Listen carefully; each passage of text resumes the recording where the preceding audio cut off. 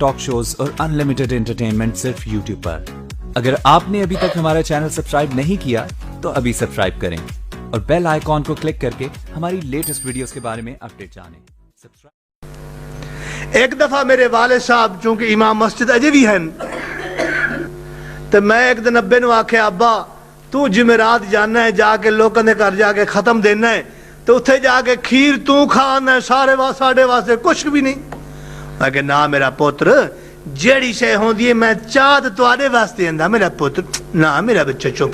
मैं कहा ना ये गल नहीं हो सकती खीर तू खावे दुध तू पी आवे।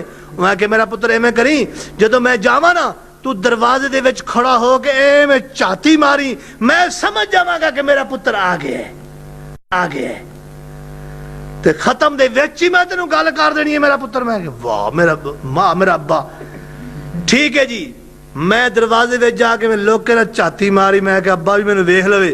मैं अब्बे नू वेख्या अब्बे ने मेरे वाल वेख्या और उदों पक्या की होया सी साग पक्या आया सी ते 2 रोटियां मक्की दियां सन तो उन्हें खत्म दे विच ही पढ़िया 2 रोटियां मक्की दियां ते उत्ते चीर मचीर दौड़ जा पुत अबदर माना इत्थे नहीं हो खीर।